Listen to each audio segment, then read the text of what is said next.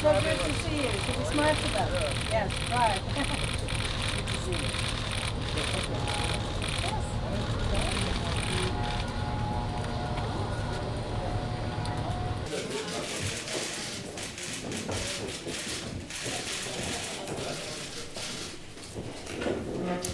Secretary Kerry's visit here today serves to further underscore the close bilateral cooperation between the US and Norway. What candidates say in an election is critical. Any candidates on either side or from wherever they come politically and ideologically. And nothing is more important to the world right now than American leadership. So I believe that the people of America need to weigh and will weigh very carefully who is going to keep our country safe, who is going to keep us on a direction of building relationships, not breaking them, and who is going to be able to connect to the values and the hopes and the aspirations of people around the world. Americans, I've learned personally, are pretty darn good at making those judgments. And I'm confident in the American people. You know, there are two sides to an agreement, always.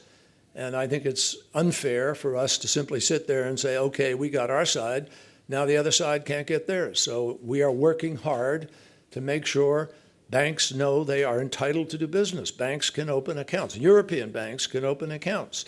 They are allowed to do business. They're allowed to fund projects.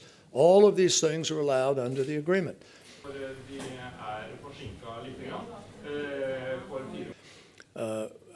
I think there are some things where the United States could actually help to clear up misunderstandings.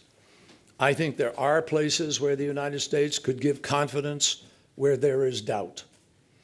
And I feel that it is important for us, if we're going to have future dealings, or we want a reputation for good faith in the negotiations we conduct anywhere, it's important for us to show a good faith in executing this agreement.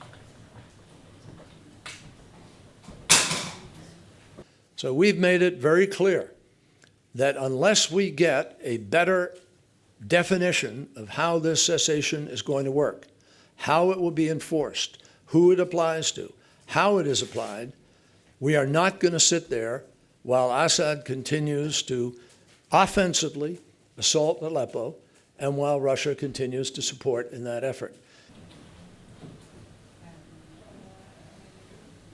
We believe we can achieve enforcement on both sides.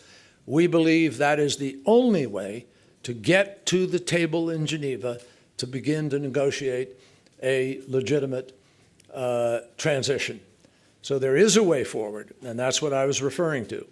But it will require good effort in the next week, in the next days, in order to achieve it. And the United States is not going to sit there and be used as an instrument that permits a so-called ceasefire to be in place while one principal party is trying to take advantage of it to the detriment of the entire process.